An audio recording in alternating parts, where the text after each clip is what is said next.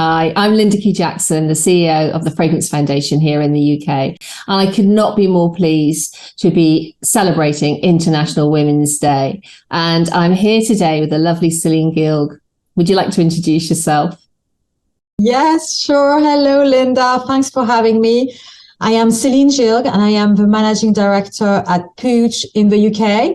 And yeah, I'm so glad to be here celebrating International Women's Day and with all of the inspirational women of the Fragrance Foundation. Thank you. Oh, no, it's so great to be doing this today, actually. So, Celine, you and I are going to have a chat today about why and what we love so much about being a woman in the fragrance industry right now. So why don't you start off by telling me, when did your love of fragrance start? And when did you realize it could be a career for you? Oh, my love of fragrance, I think, started age 5 through the women in my life who were wearing fragrance. And my very first experience of an amazing fragrance was my nursery teacher, who was wearing L'Heure Bleue. And so every time she came into the classroom, you had this waft of L'Heure Bleue de Guerlain. And of course, that's what we would give her at the end of the school year as a gift. And then the other woman who made a huge impression in my life is my mom. So my mom was an opium from YSL, from Yves Saint Laurent, in the 80s, if you can imagine. And every time she went out, it was this scent was lingering as we were staying home with my sister as they were going out. So for me, women and powerful fragrances had a really good meaning early on. And then, to tell you the truth, Linda, I started working in the beauty industry, not specifically thinking about fragrance. I did everything from shampoo to makeup to skincare. And then I had my first job in the beauty industry working on a fragrance brand, which was Guerlain. And I absolutely loved it. First, because it was, reconnecting for me the sense of smell, which is something really important to me personally. It's such a source of well-being. It has a real role in our lives.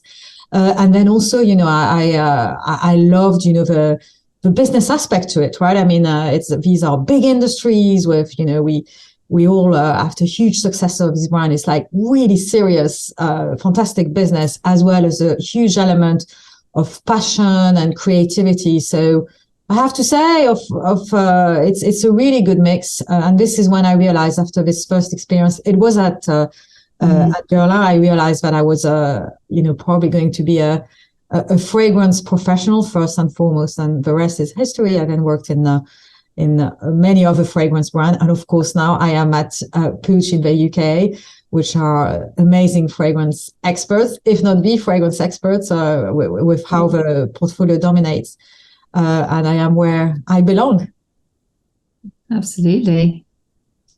It's interesting, isn't it? Like you, I used to love trying on like my grandmother and my mother's fragrances. And one that I remember and that I particularly loved and always comes to mind is actually L'air du Temps by Nina Ricci, because it's soft and yet it's rich. It's a beautiful floral. And even now I like to keep a bottle at hand because it just really reminds me of those times with my grandmother. And I just think it's those, I'm sure you'll agree, it's a bit like those warm, comforting memories that bring you joy every day, sort of remembering the past. And also, I think the effect that fragrance has on, on our lives every day. I actually started on the shop floor. I was a boots consultant. And I was very lucky that they actually put me to work on fragrance. And I'm very grateful and proud of that, because I actually think being a consultant on the shop floor is probably one of the hardest jobs in the world. It's always lovely to deal with your customers, isn't it? But, your feet hurt. And, there's so much knowledge that they need to get across to the customer and consumers to really make sure that to entice them to buy. And I think, again, at the Fragrance Foundation, that's what I love, because, we spend a lot of time working with consultants, training them and helping them to really get that passion about the history of fragrance and all of the fragrance families. So I feel very lucky that, I have fragrance in my life every day. And I've been monitored by some amazing people throughout my career. And I'm sure it's the same for you. And I'd really like to ask you, what is the moment that really sticks with you as something that you won't forget anytime soon? Well, actually, just what you said, actually, Linda. I mean, it's a series of moments in my life where, I have been supported by others, often women, where I have been mentored, uplifted, coached, where role models in my life have supported me in my journey as a professional. And I like to do that as much as possible now that I've got lots of experience for others. And I've been so lucky to, I mean, obviously in our wonderful fragrance industry, there are so many, role models and inspirational women that we can take inspiration of. But I really cherish those moments, of which there have been several, not one, but several, where I've had the opportunity to either learn from these women or see them in action. I mean, if you have met Carolina Herrera, I wish. I mean, obviously, if there's a woman for women, that's her, and her story in fashion and then in fragrance. She's a real role model. She's very inspirational, and I mean, her life story is something that you can sticks to mind in terms of, someone who, against everyone's advice, started her own fashion brand in New York, and then the many fragrances that, she has created that have been, really good successes, and all about women empowerment, right? So if our Carolina Herrera, good girl, and her daughter as well, Carolina A. Herrera, who is our fragrance creative director and very involved. So, these moments stick, of this opportunity of meeting these people who are inspirational. And then the women we meet professionally. And we are a lot of women in the industry, which is great. And so you and I, Linda, us too, and many others, we all support each other. Formally, informally, we exchange. And of course, this happens as well within our organization. And these are the moments to cherish that help us build successful lives and successful careers and rewarding ones for sure. But you tell me, Linda, what is the one area of the fragrance industry that you'd love to explore more, and perhaps why? Yeah, do you know, it's interesting, isn't it? And I just feel a bit like you've said, it's kind of time to sort of, give back and really, I guess, look at the future of fragrance and where it's going, and trying to work with people to join our industry and get across to them just what an exciting industry it is, and the opportunities out there, I think, would be really what I would say. We need to get that across to more young people who are just really starting their careers, I guess, and engage with sort of new communities. And one of the things that we've been doing that I've really enjoyed is actually working with the Science Museum. And really encouraging students, the importance of STEM subjects and how that would really help them in their future careers, particularly if they're coming into fragrance or beauty. So we have been working alongside the British Beauty Council on their Future Talent programme, but we actually also sponsored our own film on fragrance. So it was sort of capturing the exciting opportunities there are with it, fragrance, and sort of breaking down those boundaries that would hopefully make them feel they want to join our industry. And actually, we launched it recently, the video and the programme at number 10 Downing Street, because we've got the endorsement of the government, which has been amazing. And I'd like to, I think, ask you, you were talking about, women in our industry and how they support you. And just, with your experience, sort of things that you've sort of been doing. I know particularly with your team, you are great. You're such a supportive role model for them. And I'd like to maybe, hear a little bit more about that. Yeah, well, Linda, I can tell you about that, but you raised such an interesting point that I also want to raise here. It's true that yes, this industry has been supporting to you and me for our fragrance career, but more importantly, it's about how we support the next generation, right? And what is attractive to them, and how do we make these industries really attractive? There's a lot, I think, here for the future of what are very people-driven industries, right? I mean, fragrance is very sensorial. There's the role of our teams, the role of our teams that touch the consumers, the physical team, not just the AI teams, is obviously going to be dominant. But for me, what's really worked in this industry is, for as long as I've been in this industry, like you, Linda, they are growth industries. That we've had job opportunities. We've had, if your mind was set on growing and you worked hard and you were interested, we had opportunities. They are good industries. And, for the new generation who may consider, careers in the beauty industry or the fragrance industry more specifically, I think we can safely say to them, I don't see how this is going to stop, right? There are such sort of positive trends about this industry in the last 40 years, and probably for the next 30, as they will continue to fulfill a role in everyone's life. So I think that's been a great opportunity.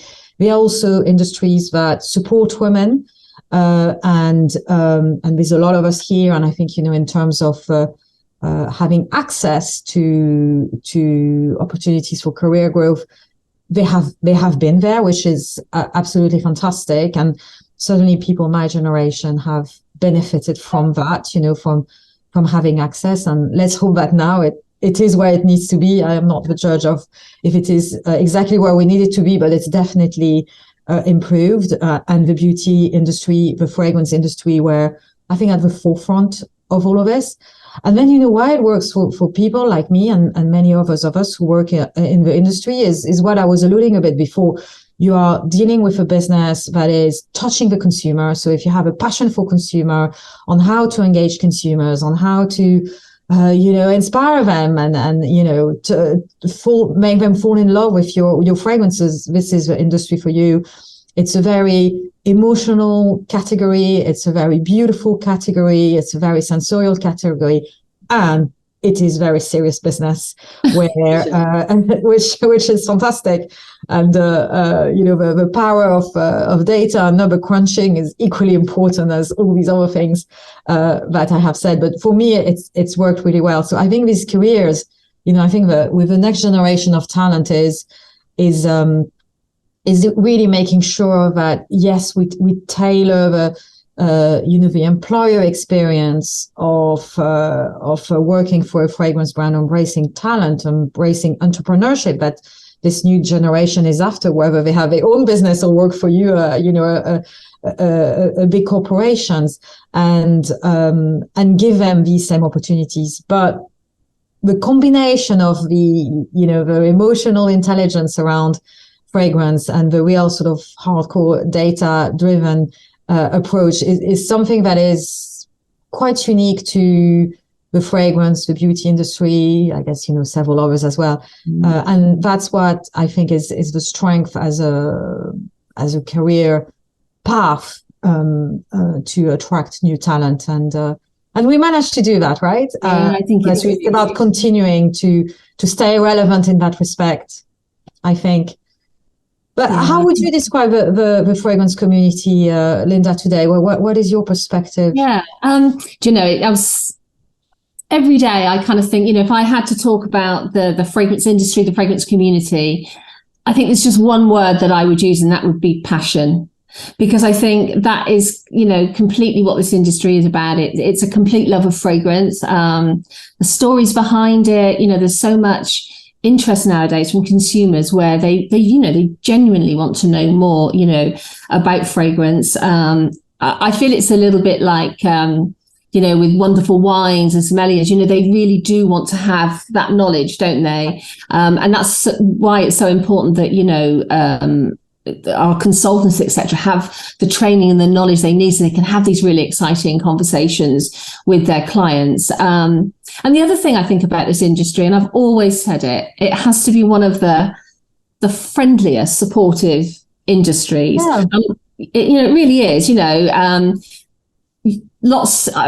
I'm at the Fragrance Foundation, we love working with everybody, but I've obviously worked with brands, but even you, I know, working at your brand, we all really support each other. And of course there's competition, there's bound to be, we all want to launch the next best fragrance, but it's that congratulations from the competition when they recognize, go, do you know what, Celine, that was a great launch, and I think, that's so important that we can get that from each other. And I know there's been other people in the industry, perhaps after our awards, and they've gone up and said to somebody, that was fantastic, you deserve to win that. I wish it had been my brand, I wish I owned that brand.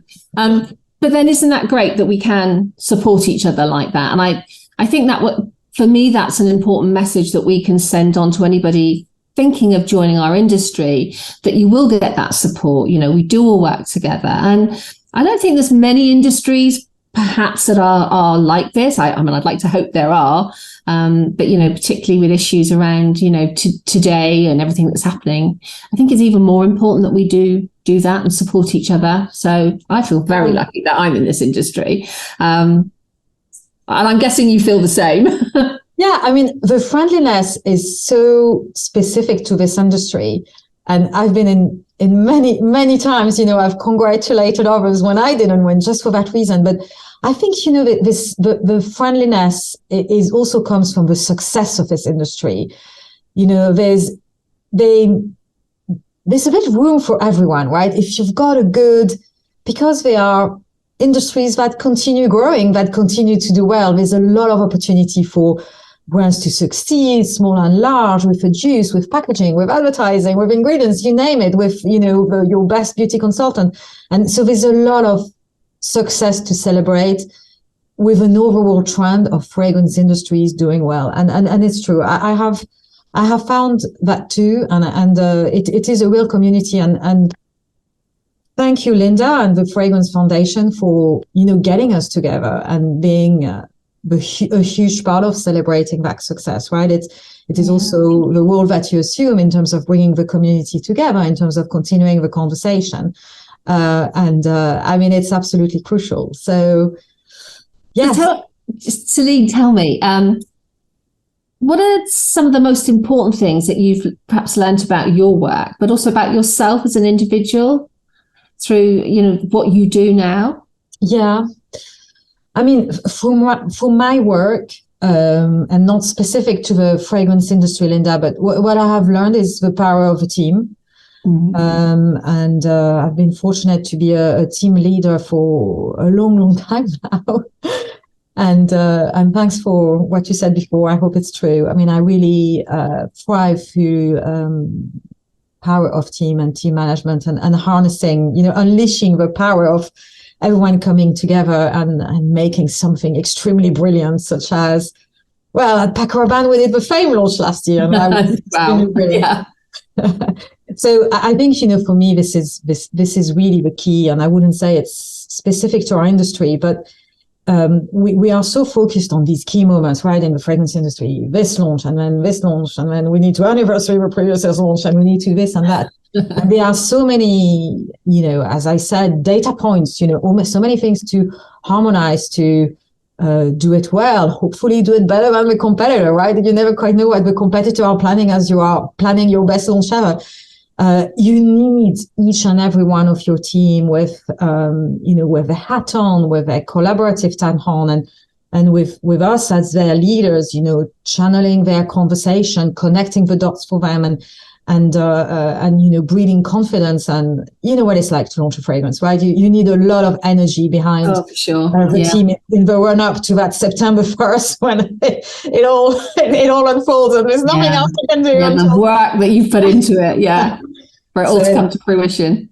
That's my, that's what I think I have learned is one of the most important thing. And we do it every year with all the launches, and not just at Kia, not just in September all the time. But I think for me this is really what's important. With I've learned a lot more at Puig than perhaps I had in the past. I mean, obviously they are expert at fragrance, and it's what they've been doing almost single-handedly, for decades, even before they started acquiring brands in other categories. But they really excel. I've really learned, about how they excel between the physical experience of the brand, and Puig are the masters of how brand presents themselves. I mean, look at Penhaligons, we're very good at brand expression and colliding with a digital retail world, with e-commerce, and, they're a very aesthetic company. They're very, specific about brand presentation in omnichannel. And I think, in the last few years, if I look at some of the best successes we've had in our brands, whether the prestige likes of Paco Rabanne or Carolina Herrera or, Penhaligons, it's really that sweet spot, so for me, this is don't want to share my trade secrets, but this is a little bit my guide in terms of what does success look like in 2022, 2023, 2024, in terms of winning in fragrance, and hopefully winning more than the others. Yeah. Saying all that, to answer the second part of your question about, what about your work-life balance? Yes, how do you manage? Yeah. Yes, exactly. So yes, I mean, this is something that is very personal to each of us. There's certainly different experiences and aspirations from the different generations about that. And, we've, people like you and me, Linda, who've worked a few decades, we have a very different expectation and experience of this versus the millennials and Gen Z generation, who can come in, rightfully so, wanting something probably quite radically different to what you and I experience. So I think it's a very personal question. And this is what I always say, to my team. You define what it is for you. You engage your employer on what it means for you. Us employers will listen to you and be very interested in being very engaging workplaces for you. And, let's see what it looks like. So I think, you cannot really say how it works for one person or for another. But, in my case, if you're interested in my personal story, I've always been extremely busy. I have 3 kids. I've had always a full-on career. Also, at times of my career in the 90s and noughties, where, work-life balance was not even something that existed as a phrase. And, I've made the choice I have, but now I'm, what I really do is make sure that I have enough time for myself so that I can be the best I can be at work and for my family and for myself. So, I experience very little guilt in saying no to some work commitments, saying no to some family commitments, and of course, sometimes saying no to some of my personal commitments. But everyone needs to find the right balance so that they can show up as the best version of themselves as much as possible. And honestly, as well, Linda, as we get older, that question is changing. Yeah. I need to sleep more now. So I think that's how you do it. And someone like me, who's always very curious and interested to try new things, I'm developing new hobbies. So if for those of you who follow me on Instagram, you may have seen that I've post-COVID, I've really recently embraced my 80s love. I was an 80s teenager, my 80s love of roller dancing. So that's what I do.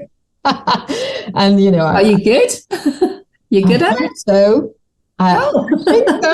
I don't know. Fantastic. But I love it. I mean, it's good exercise, it's good fun. I meet lots of different people. I meet lots of Gen Z, lots of millennials, lots of Gen X like me, even a few boomers. It's transgenerational. It's very, very diverse communities, almost as friendly as the fragrance industry, Linda. And that's my energy. That's my way of doing it. And I will prioritize that as well as the other things. And I think, it's everyone needs to define what it is for themselves, for sure. Yeah. Yeah, it's interesting. Mine's a walk on the beach. I love it. Oh, I love that too. But tell me, Linda, what are you seeing coming up in the fragrance industry? What are you looking forward to? Well, I guess, we're right in the thick of it at the moment. It's very exciting. It's very busy, but we've got 2 really big events coming up fairly soon, actually. So first of all, we have National Fragrance Week, which commences week 20th of March. And do you know what I love about National Fragrance Week is that we go out there and we get everyone involved. And it's really important. We need to get consumers to really love it, understand our fragrances more.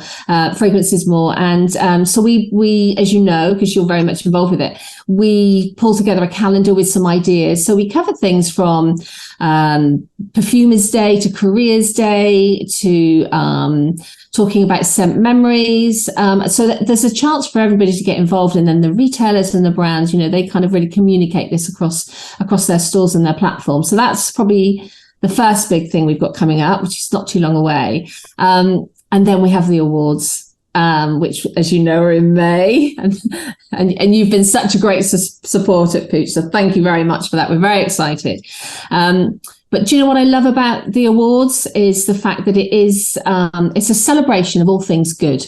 And that can be from recognizing, again, the consultants that have been great achievers in store passing their exams, to creative writing from all those brilliant journalists out there. And we need more people to write about fragrance so that we can share the love, if you like. And then, of course, it's always about, the retailers, who's the best retailer of the year, big competition, obviously, and then brands, So it's all about winning that best new fragrance at Ultimate, which I seem to think you might have won a few times, which is very exciting. So, we've had more entries than ever. I think we've had over 700. So it's lots of judging going on at the moment. We can't wait. It'll be a big sellout event. But it's a bit like you said, we're a tiny team organising all of this. And honestly, I couldn't be more proud of our team. They're way younger than me, but that's fantastic because they need to be. And hopefully, I'm able to pass on some of my knowledge to them, but I also learn an awful lot from them, which is exciting. Hopefully helps to keep me young. So I think we've got two really big things coming up. Well, it's super exciting. I mean, I love National Fragrance Week, how you're rallying the industry and the community around it to do a big showcase to consumers, right? And even for new people to consider the fragrance as something they may not have looked at before, as a gift, etc. So. And yes, of course, we love the Fragrance Awards. I've already my dress.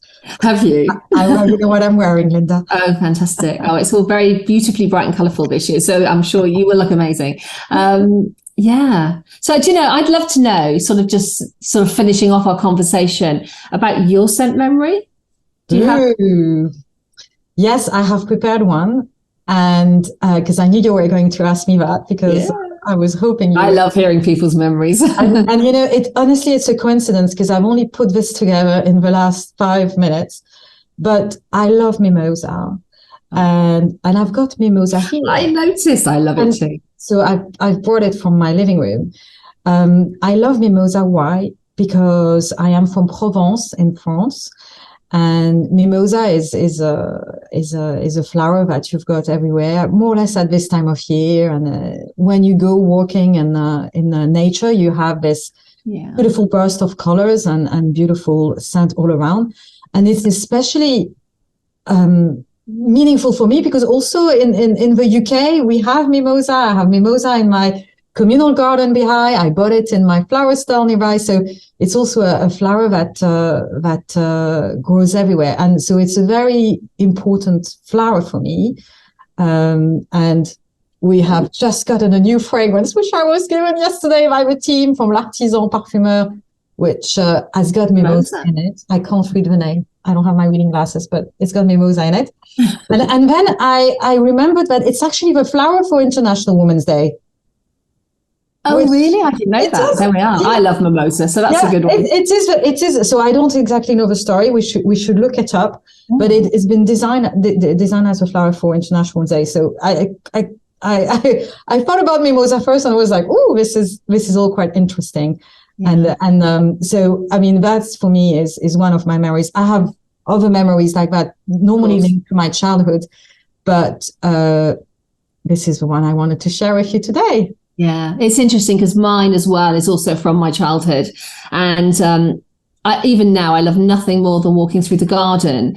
And as a child, I used to go to my grandparents every weekend, and my grandfather had a beautiful garden, not big, but lovely. And at home we didn't, we had a backyard. And so whenever I walked through the garden with him, he was such an amazing grower of roses, and just that scent, you know, the headiness of it. It just takes me back to those wonderful days with him, you know, out in the garden, and also picking his raspberries and eating them. But yeah, lovely memories. So again, it's similar to yours. It's makes me smile every day when I think about it. Yeah. Well, do you know, it's been so lovely chatting with you today like this, because we don't get the opportunity always.